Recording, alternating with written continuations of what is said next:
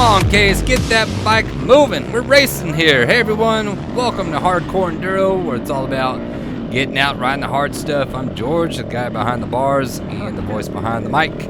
And I got my nephew Case right in front of me there. We got a little bit of a late start here on this bomb run, which, man, I wish I would have came out earlier and did a practice run, because this bomb run just had so much creosote bushes in the way. It just wasn't a clean line anywhere.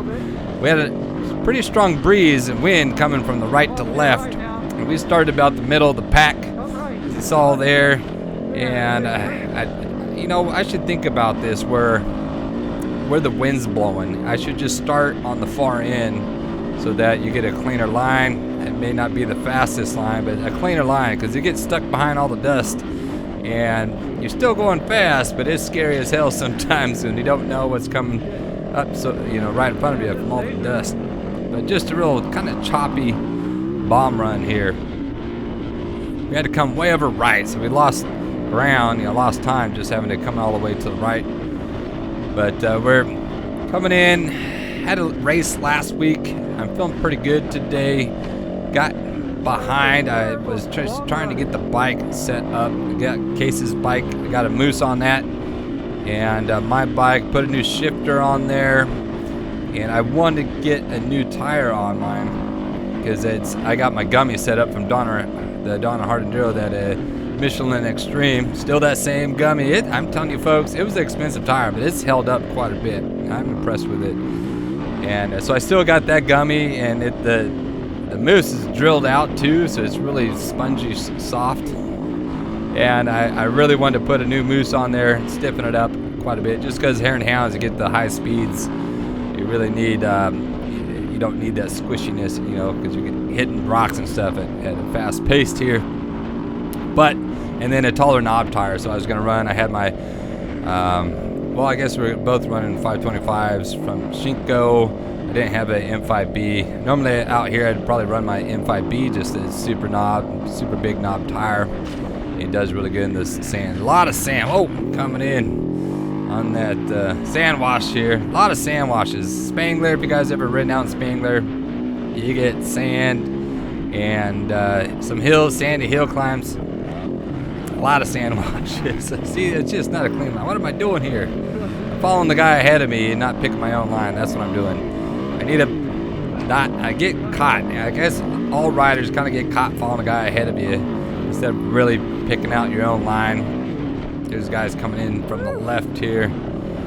So, really bumpy course today. I really like this though. As far as Hare and Hounds, I think this is one of my favorite races that I've done, or courses that they've had set up here.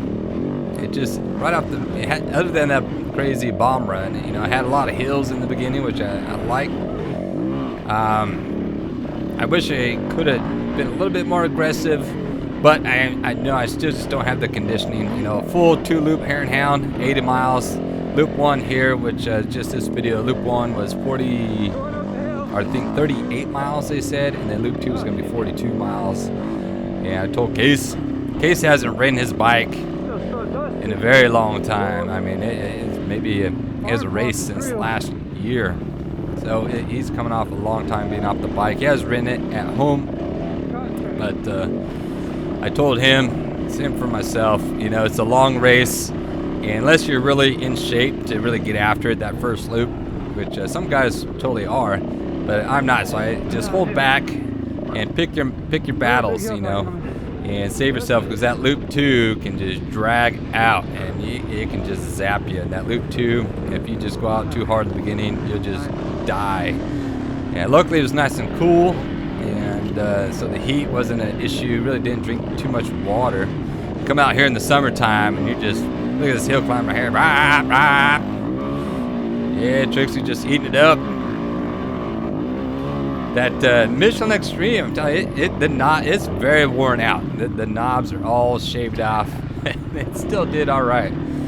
So I just was like, man, if I would have had my fresh tire with the big knobs, I would have just crushed all these hill climbs, any of the sandy washes. Nice hill climbs. Would have done a lot better. But yeah, right in the beginning, these hill climbs, they're fun. I love Spangler. It's got that south section where it's all these sandy hills. there's some really big ones out here too. There's some monsters, really steep, that I've hit up here. Then on the north side of Spangler, which they'll wrap around usually for loop 2, will be more of the rocky hill climbs with the little technical single track areas, which they had one area that was pretty rocky. They could have called it Stairway to Heaven or something like that, which was all right. You know, I liked it. I ride the hard stuff, and for me, that was all right. It wasn't too bad. Trixie just did really well. Bike's running strong though, and I feel pretty good. I did my race last week in Pozo, and coming in, I did some leg training, and I felt pretty good. My conditioning is actually much better than last week, so I was able to ride pretty strong. I held back this first loop, and one thing that was bad in this first, one thing the bike I need to prep better or change out my throttle grip. You know, you get arm pump. I always get arm pump. I think everyone, this guy cut me off, throwing rocks in my face, throwing me off my line. Don't hurt my camera.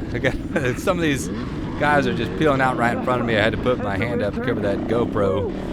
Coming back to the arm pump. Of course, the arm pump sets in the beginning, but my throttle, my grip on my throttle, the grip was loose and spinning on me. So the entire race, and it got worse as the race went on, it would spin and I'd have to re-grip it. You know, I'd have to move my hand forward. So especially when doing a climb, you're like really pulling yourself into the bike, into the handlebars. It's twisting on me, and I have to re-grip, and oh my God, my right forearm was just so tired, worn out. I mean, it was bad. And then Case said he was having the same deal, and we have the same grips. So I don't know if I should buy a different grip brand. Hey, you're getting off the line there, don't get off the line. Maybe buy a different grip brand and try. This one I use, it has like a waffle style knobs on the grip. It has a little bit more extra cushion. It makes the grip a little fatter, so maybe that wears out your hand too. Maybe I should get a thinner grip so it's not so fat in your hand. But I got the cushiony one. It just it takes a lot of that vibration out. And I don't want to get carpal tunnel. I know some guys have got carpal tunnel from racing and just doing other things, from work, whatever. But so that was the only big issue, was the throttle grip. And then loop 2, I can see that for loop 2. Loop 2, I had an issue with the bike. My chain guy broke. I hit it. Oh, watch out there. Couple of that guys falling right in front of me today. Loop 2 is a guy that fell on this downhill little rocky wash, and he totally snuffed it down that, and I just come screaming in, hauling on the brakes, and luckily I stopped right before I went over the falls too, but it just rolled right over him. Coming right, really fun course today. I've cut out some of these sandy wash sections and some of the flat areas today. You guys doing the race, you know exactly what I'm talking about. There's just long sandy washes or a sandy road, and then there's just a lot of, you're crossing from one rocky area through the valley, and it's just a lot of flat, just chop, whoops, snaking, zigzagging left and right through the open desert there. But this first part, we're just going up and down the hills, was a lot of fun.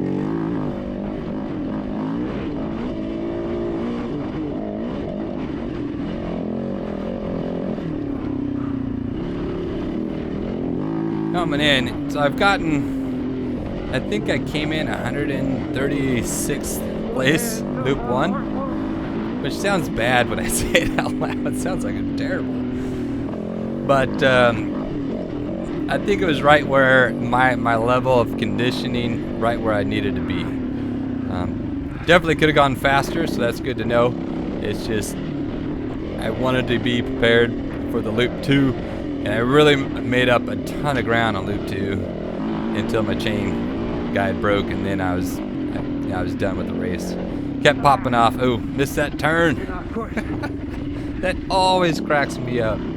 Hare Hounds have the little pink ribbon. You're on the ribbon line, and it's just a little pink ribbon. And as you see, you're going fast, and you're bouncing along. Your head's bouncing along. You're trying to watch where the trail's going, obstacles, riders, or whatever it is, and those little ribbon lines just come flying past you. It's really easy to miss one.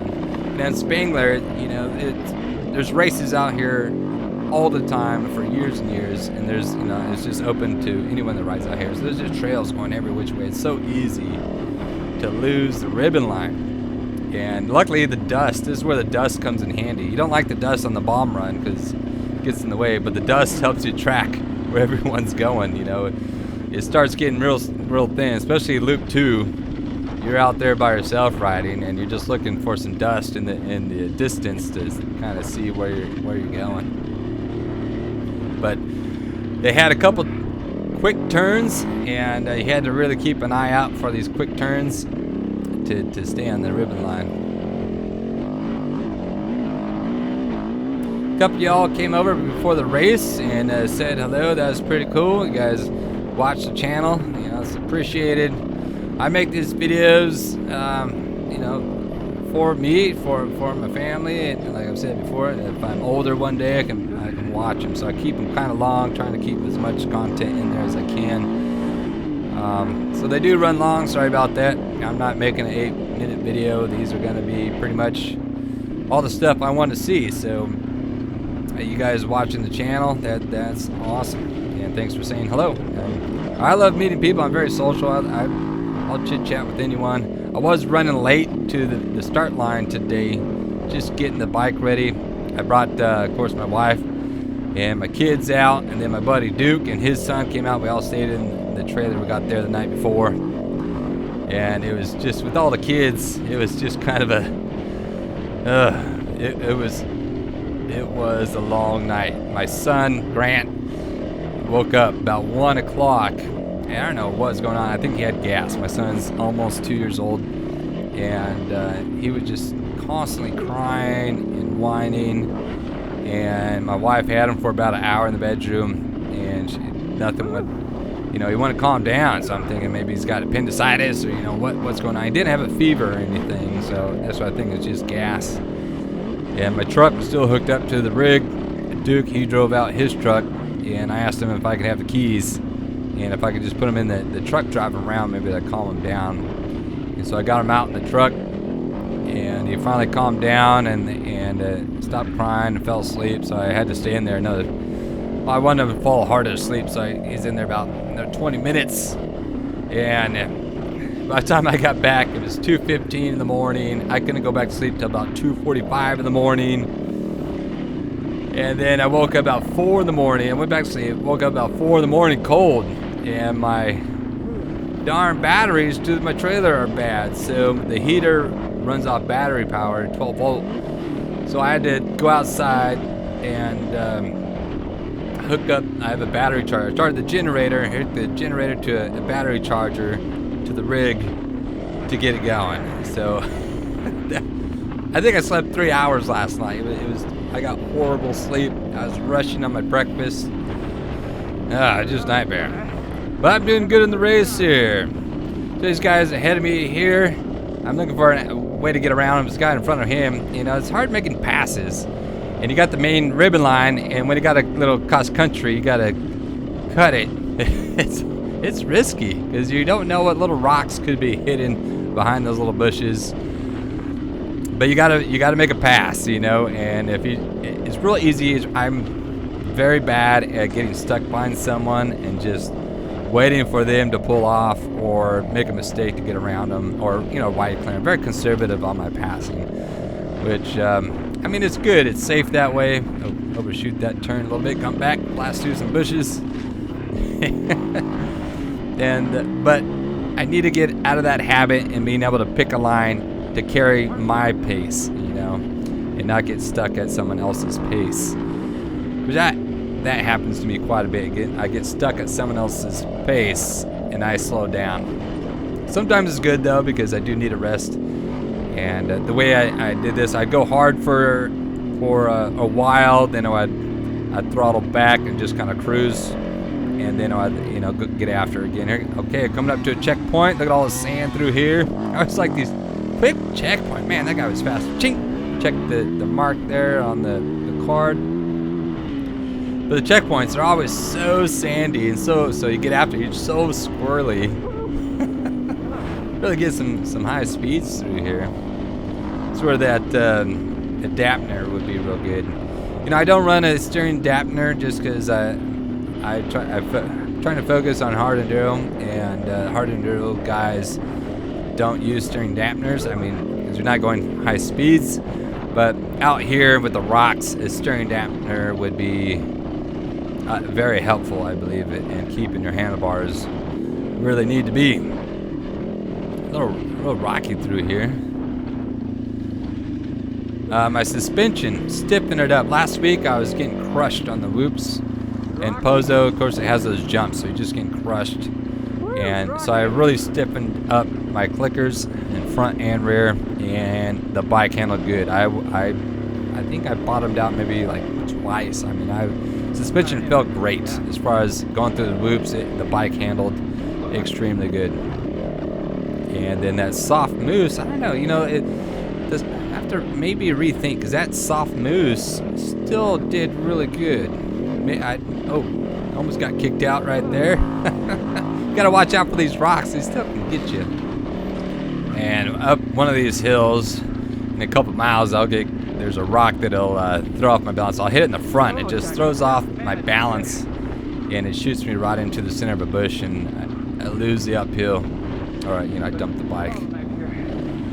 But nothing too bad. I didn't have any hard crashes today, which is good. No injuries. Can't get hurt. My goal, so I'm doing King of the Motos in 2 weeks. And this is all conditioning. Of course, this is a lot of fun, but it's just, you know, great conditioning for this hard enduro that's going to be coming up here. Making some passes. Gotta watch out, they got those road crossings back there, which they did have marked with the blue caution signs. But you never know if this is open to other people, and side-by-sides and bikes, they could be coming across, so you still gotta watch for them. Got some big dips through these creeks. Spangler's got a bunch of these washes and creeks to go through, and they'd have, you know, big old dip where you're really slamming into that front. And I'm so glad I stiffened that front suspension, because it took them all very good. Like, I'm telling you that this suspension was nice. So here's like these road crossings I'm talking about. So you gotta look. I looked with my eyeballs. Oh, look at this, taking the outside lane here. Get after it, more throttle, more throttle. Oh, see, I gotta really go for it. If you're gonna go for it, you gotta really get after it. So I don't make the pass, I just get back right where I was. So then you're cruising. There's kind of a little bit of a line forming up in front of us, which is all right. You know, it gives you a chance to rest a little bit. Like I said, if I was just to go all out, I would die, because I just don't have the conditioning to do the full race all out. But so that's good. You get after it, and then you'd rest a little bit, and then I'd get after it, then I'd rest a little bit. Ooh, big dip there. But sooner or later, you got to make the pass. So take an outside line way off in the bush. It's scary going through these bushes here, because you never know if there's gonna be a little rock or something that's gonna pop out and get you. So you gotta get, you know, as soon as I can, get back over to the main line again. But pass done. Now that I made the pass, now you can't screw up. A lot of times you make a pass and then you screw up, and then all that work you did, they just pass you right back. Coming up, we're gonna go under the railroad tracks through the tunnel. It's kind of cool. Big dip right here, and then you got cement with sand on top, so just can't get too squirrely right there. Coming to another sand wash, I'm gonna almost eat it right there. Washed out just a little bit, saved it. Got a lot of wind noise. I'm gonna have to put a little thing over the GoPro so I don't get that wind noise on the video here. Just notice that. Usually I don't have a lot of wind noise on from the GoPro. Coming up, it's got a nice little drop off near the bike. I think this is one of the times I bottomed out. Not there. This one, I think, coming up right there. It don't look like much on the camera, but hit hard. Little uphill. It's real squirrely. The GoPro, you can't see how powdery and soft the trail is. But it's where everyone's running, man, the trail just turns into powder. And it makes it real squirrely. That this Michelin, it just doesn't have the big knobs on it. And the knobs that it has are like quarter of what they used to be when they were new. It's all worn down. Did great for the rocks though. Even a worn down gummy tire still gets amazing traction on any rock obstacle areas. But for the sand, it's not the best. Coming up fast here, little rocky, chunky section. That guy probably lost his balance a little bit. So I'm thinking I need to pass him. I get stuck at his pace, and then he's just gonna take off again. I'm like, dang it, that happened. I get stuck at his pace. I should have made a pass early on, but then he gets after it here. Bam! He's leaving me in the dust.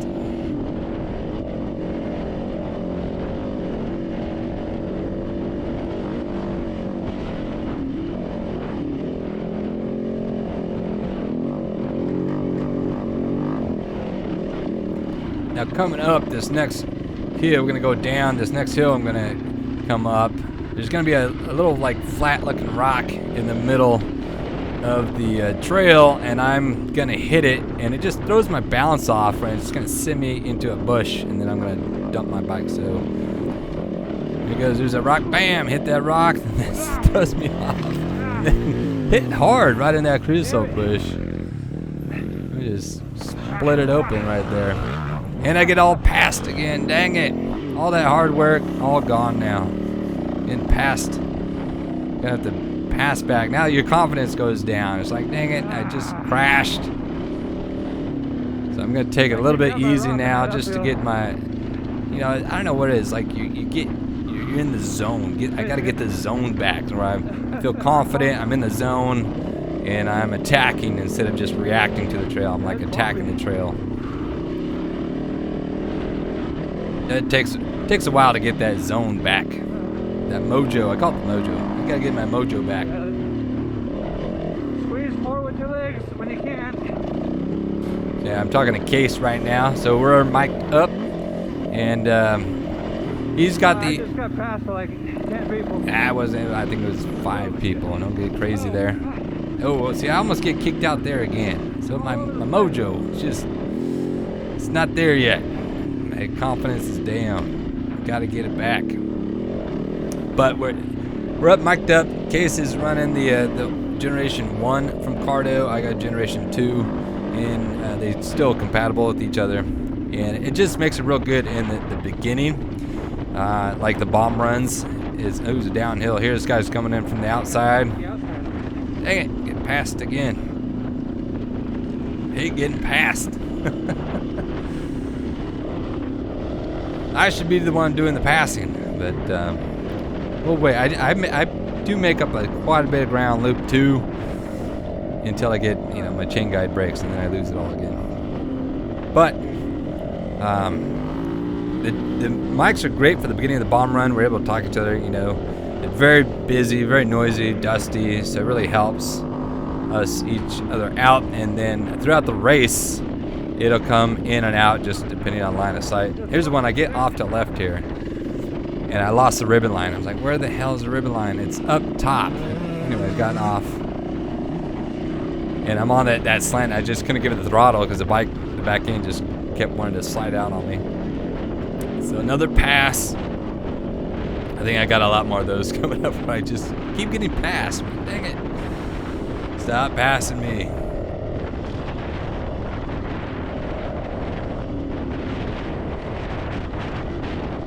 Yeah, wind noise. Gotta get that GoPro covered so I can take out that wind noise. Yeah, no one wants to hear that there. Spangler and Hare Hounds, they do have a lot of open, just fast, flat, kind of choppy sections here, which they're fun. I do like them. You can really get a lot of speed as long as you don't lose the ribbon line. Come on, Georgie, keep that pink ribbon coming through. So it's so easy to lose the ribbon line. It's just hilarious. It happens every race. I'm sure it happens to almost every rider. You just lose sight of it. I mean, it's a tiny little pink ribbon, and you're flying by at 40, 50 miles an hour. All right, it comes a little road crossing. It's nice. So, you know, Checkers really did a good job with all their volunteers helping. They had several road crossings, so they stopped traffic, or they're directing it. And really, I think the organization did a fantastic race. Any obstacles, they put out a lot of little the blue danger areas, which you know, the blue mark, they're everywhere, you know, and there's obstacles everywhere. You saw my nephew Case, his buddy Jace had that big crash where he flipped over the handlebars because there's a big wash coming, and he just flies over. Oh, getting passed again, dang it. The guy's hauling balls though. Look at him go. I gotta get on his level. That's the speed I need to be going right there. But Jace did a flip over his handlebars, came into a wash really hot and just bottomed out on the far side, and flipped, you know, bucked him, and he did a complete flip, kind of landed on his feet. But it could have been a lot worse. He didn't get hurt at all, but it could have been a lot worse. And some of the comments were, you know, you couldn't see the blue caution sign, and some you could, but you know, when you're racing, there's lots of them, and sooner or later, sometimes you're like, it's not going to be anything, or you do miss it. So you miss. It's so easy to get off the course. It is easy to miss a marker or two, and but I felt like Checkers did a great job at this race, getting as much as they did. I come through, we're going to cross under the railroad tracks again, the far side. You go down through this wash, I come in, and it looks bad left. So I see people going to probably come up right here, and then that guy drops back in the wash. I'm like, oh no, I got to get back in there. I don't like to cut the trail. I mean, I like to ride the whole trail. When you cut the trail, it's only when there's like a hard corner or something like that where you can get by. I think the leeway is what is it 50 feet off the trail, left to right, something like that. And honestly, it's safety, you know, as long as you're doing it safely. But yeah, I'm not cutting off any huge section. I did see a guy on loop 2. He cut off a huge portion of the race. I didn't know he was. I mean, I ain't gonna do that. I just saying, I did see some guy just cut out a huge portion of the trail of the course. I know checkpoint. Is he quick? Oh, I think checkpoint 1. He got that guy beat. He was fast. Who's that guy? He just passed me. How did he get behind me? He's passed me again. How did I catch him? Because he's just hauling balls right there. Look at him go. Or maybe he passed me real fast. See, that's what you do. You pass someone like that, like they're none of your business. As soon as you get out of reach, then you just settle back down. That's what he did. He just hauled balls past me, and now he settled back down, going my speed.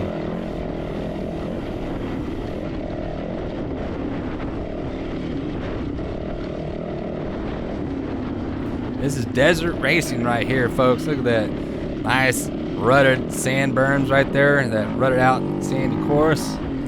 Really get some high-end speeds here. It's not technical. It's not a sprint enduro. The Hare Hounds, I like them. It's just like open trail riding in a hurry. You know, this course is just a lot of fun. There's no hard obstacles. That'd be an enduro. You know, I think enduro would have more obstacles, but you got to navigate, I think, with enduros too. I haven't done like an enduro race. I've done hard enduro. I haven't done enduro where you got to use navigation. Now, King of the Motos coming up uses GPS, so they hardly mark any of the course. Like here, they got pink ribbons and markers the whole time. Here's that guy. That guy, of course, he's passed me again. But I've passed him. He's passed me several times, but he gets me. I think he gets me at the end. Can't remember. Everyone starts passing me towards the end.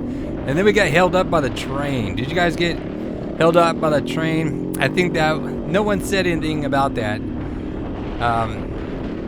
the train came and they held up the rider, because trains there, you can't go past it, it's not even go through the train.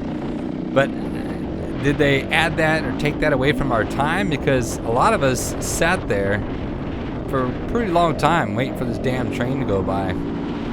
And then they started us off every 10 or 15 seconds.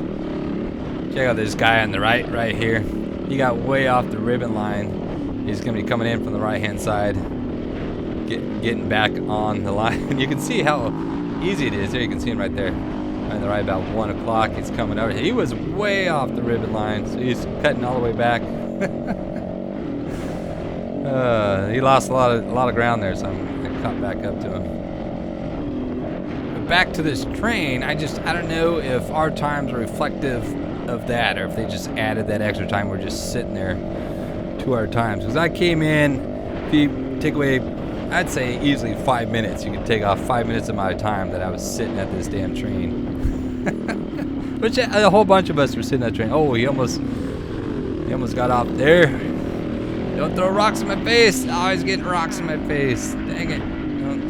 Don't crack my GoPro.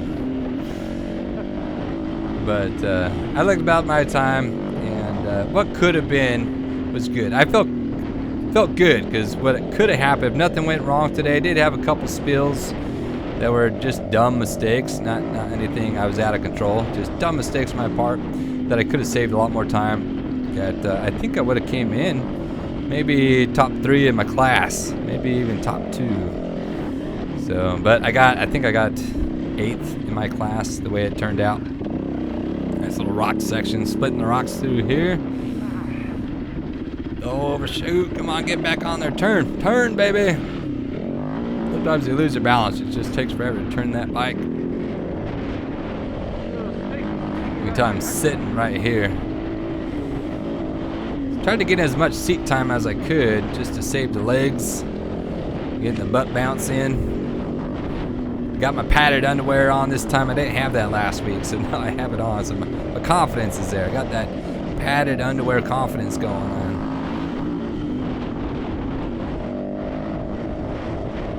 I really like the new shifter. It's a little short. I wish it was a little longer. But the one thing I do like about it is that it's a steel shifter. It's not an aluminum shifter, and so you can bend it. If it gets bent in, you can just bend it back out. You know, aluminum you can bend in, bend out, bend in, and then it breaks. So aluminum is not really good on reshaping it. Whereas the steel, you can bend that. Ooh, big dip here. That might have been one of the bottoming out points right there. That was a big crossing there, big dip. But yeah, the shifter, I can bend it in and out. And that came in really handy when my chain came off. I had to bend it out of the way, and then I got the chain off, and I was able to bend it back in, and you know, the shifter's fine. And the little springy steel there, where the little shifting springs out, is working. Whereas my old shifter is all flopping around and everything. I couldn't hardly shift the bike ever. So that felt good. It felt good to have a good shifter on the bike.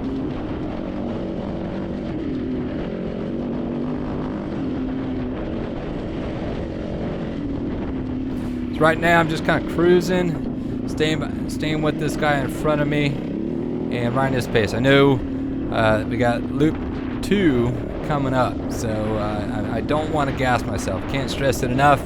If you guys are racing, you guys watching, you race hare and hounds, you know that loop 2 can get you.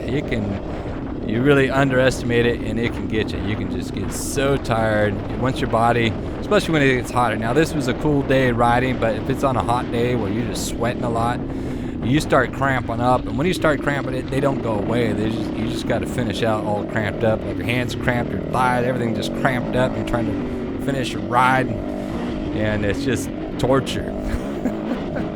So I don't want to underestimate it. Now, if you're in shape and you're getting after it, I'll get past again. Dang it! Oh well, it's all right. I'll get it back on loop 2. Don't worry, folks. Getting it back on loop 2. But just taking it easy here, loop 1. Just getting it done and saving myself. I wish I could get the conditioning. I wish I was in my mid-20s, and I would. When I was in my mid-20s, I could just go, go, go, go. I could just go all out all the time no matter what I was doing. But now, I'm gonna hit that mid 40, you know, and I gotta watch myself. Just gotta pace myself.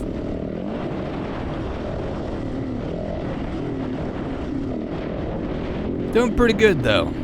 I feel like I rode fast today.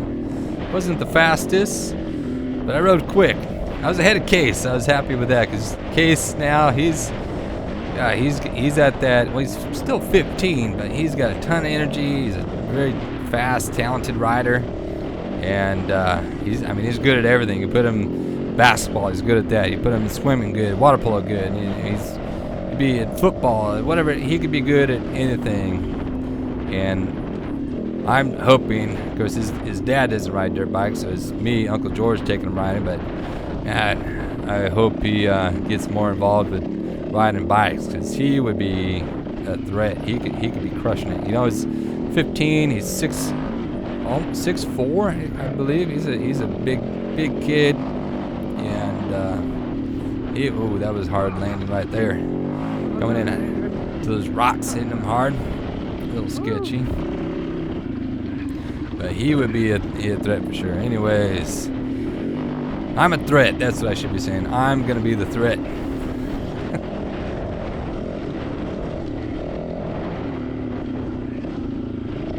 You see the two riders in front of me there. One goes left, one goes right. I picked the right line here.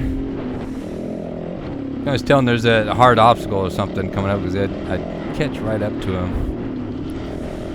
As soon as that fast flow stuff, and then everyone takes off. I don't know what it is. I'm like scared of twisting that throttle a little bit more. Now, like I said before, my throttle, the grip is spinning on me. It's my right hand. It was so exhausted, wore out at the end of this ride today from having to re-grip and re-grip and re-grip. I needed glue it on there. I did glue this on, and the glue got unstuck. I need better glue, I guess. I haven't tried. They make lock grips. I haven't tried that. I don't know if you guys have, and if they're any good. I just kind of base, what are the top riders doing, and try to cut an inside line. Little rocks here, sawing these guys up. See, when it gets harder and rockier, and then I can stay up with everyone. As soon as it gets flat and open, I'm reluctant. I just don't twist the throttle as much as I need to.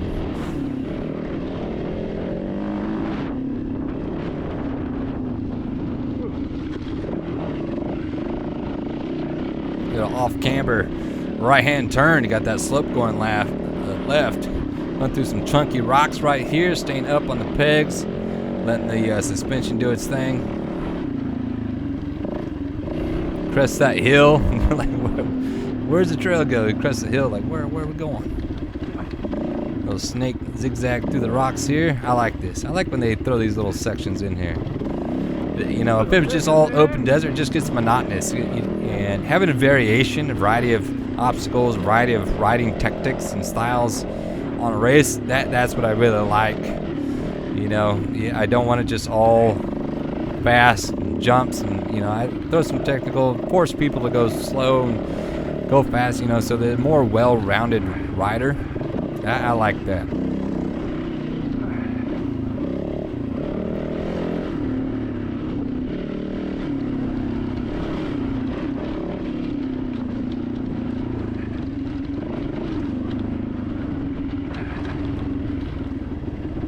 All right, little train starting to build up ahead of me there. Got several riders we're catching up to. Now I don't know if it's the rocks slowing it down or if they just starting to gas out. I think we're probably around 30 miles or so into this loop one, and maybe they're just getting a little gassed out. They rode really hard in the beginning. Oh, don't overshoot that. Come on, Georgia, keep the speed up.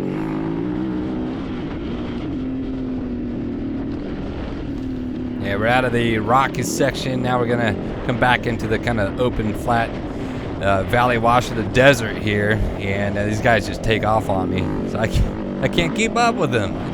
How are these guys so fast in this open stuff? I got a guy pulled over right there. I wonder if he got a chain off. There's several other riders I saw today that were putting their chains back on. So like the plague. Everyone's having their chain knocked off. This guy's off the line to the left. I'm on the line. He's off the line. So you can see he lost a little ground. Comes back. But then he's going to get after it again. I can't catch him. I missed my opportunity. I should have just really hammered down there when he was off the line. I had it. I should have just hammered down and got ahead of him. Missed it. Coming in, here's another road crossing. Look at all these folks here, all these volunteers. Doing a good job. I mean, they're really on top of their game. Ribbon everywhere. Well done, Checkers. Well done. So we're coming back towards camp now, facing the sun. Ooh, there's a big road crossing there. You can see I just grabbed that visor. Everyone wonders what that visor's for. And you'll grab that visor, pull it down. Especially got a bunch of dust built up on goggles, and that glare of the sun just makes it a little hazy. So you push your visor down, and now it kind of shades it out, and I can see a lot better. All right, gonna make a pass. Oh my goodness, haven't passed anyone in forever. Ah, it feels so good. Yeah. Oh, big old dip. Watch out for that. That was like a trench. Yeesh. I dodged a bullet there. Coming down the wash here. They're cutting right. All right, got a little inside line on them. Not bad.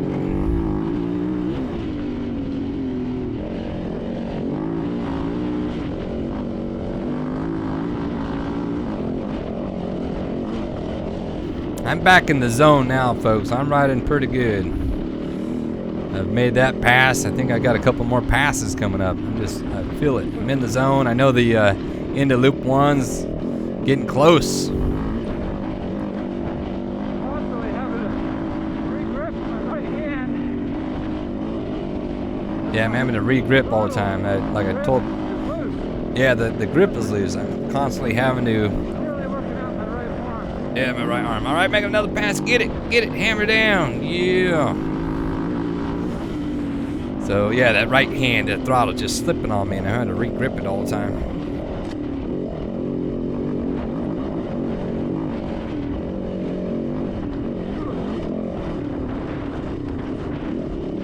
Careful, a little bumpy through there. Right, another pass, road crossing. Bam, bam.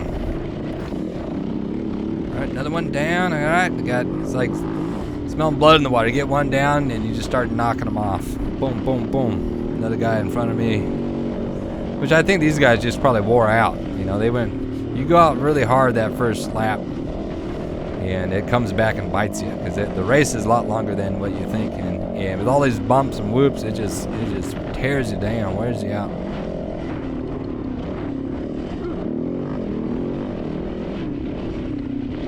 This cuts left, cuts back right, goes into, you see the W the wrong way, so it cuts back right into the wash here. If anyone didn't go on the wash, you could have stayed up left on that road, and you would have saved a lot of time. But you know, we're not cheating here. We're sticking to the ribbon line here in the sandy wash. that gummy's just not liking this wash stuff. I was so squirrely in the back. We really needed something with some bigger knobs. The M5B would have been my go-to. Checkpoint, look at this, bam, always on it. That's almost tied with the first checkpoint. That was good. Kind of even didn't have to stop, just kept it a slow roll right through there.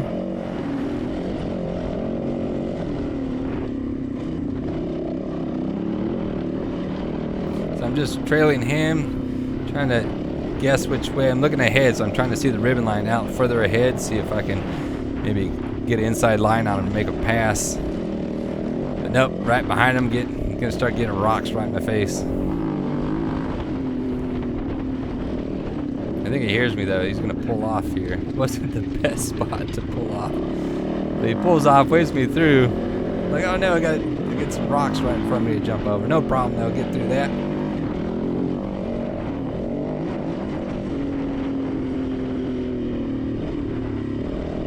So up ahead, you can see that far hills, that's where that bomb run started. So the distance with the horizon is, that's where we went up for the bomb run.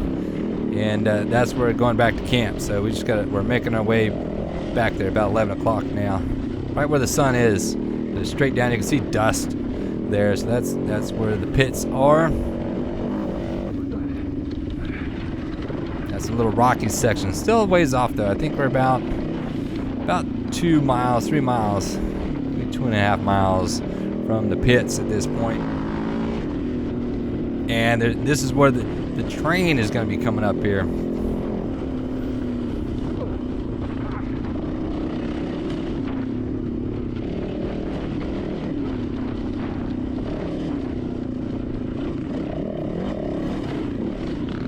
Good, making up some ground here.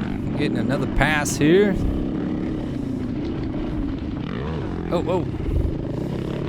He almost washed out there. Should have took a little bit different line. So you get stuck right behind him where I could have just swung wide or inside and got around him real easy. Now I'm stuck behind.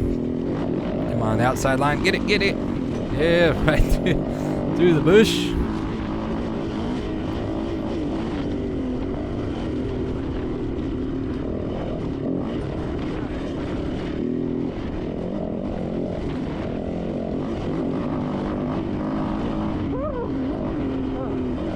Going fast. Yeah, don't get out of control. I always talk to myself. Tell myself to breathe, tell myself to calm down, stay in control. You know, otherwise I just forget what you're doing, you know. I try to tell my brain to don't go crazy.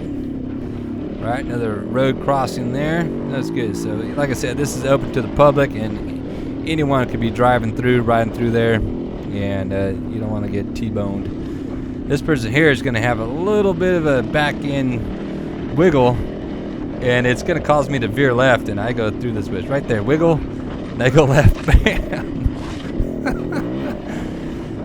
Mowing down. I thought they were gone. Just a little wiggle that she did right there really just threw me off my line. I was praying there wasn't any rock or something in that crusoe bush, but just blasted through it.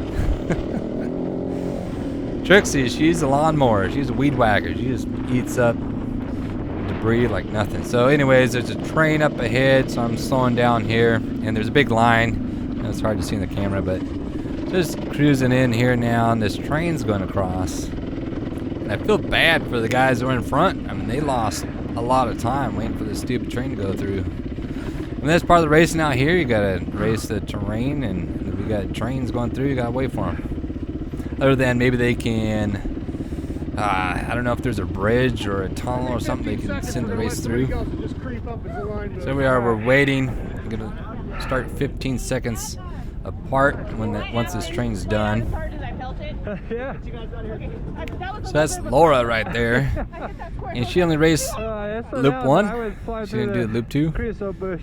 But yeah, she's just saying she filtered back in, slide over there, and she didn't see me slam through the creosote bush though. Hopefully she watches the video. She can see what she made me do. Anyways, we got a little bit of weight. I'm going to change out the GoPro battery here. And it was kind of nice. Get a little breather. I could have used this halfway, not right at the end of loop 1, but that I had it about halfway through loop 1. I would have enjoyed it a little bit more. But you can see how much time we lost here waiting for the darn train.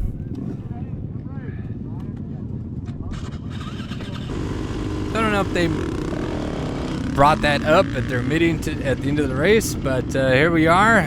Went through the line 15 seconds at a time, maybe 10. I think it was cutting it a little bit short. But we only got about half mile to the pits there. And even at that, you're still getting after it. I mean, I didn't want to get past right at the finish. I was able actually to catch the guy in front of me, so I made up 10 seconds on the guy ahead of me. So I feel I'm finishing strong for loop 1. Kind of started out real weak. That bomb run, oh, that was a mess in the beginning. So we're coming out. They do allow you to practice a bomb run, which I've never done, to be honest. But I could just see how valuable it could be, especially when you just had a mess of a bomb run. Now, I'm sure it wasn't for the guys that came out and practiced. They knew which line to take. But for me, I had no idea where I was going. It was just kind of a mess. But I really enjoyed this Loop 1, one of the funner ones of my races. Anyways, folks, I'm going to bring this video to an end. Hope you guys have enjoyed it. This is Loop 1 of the Checkers Hare Hound. And Loop 2 will be coming out. It has a couple extra obstacles, and you can see what I had to go through to get my chain back on the bike and be able to finish the race. But until that comes out, get out and ride and get some. Ew!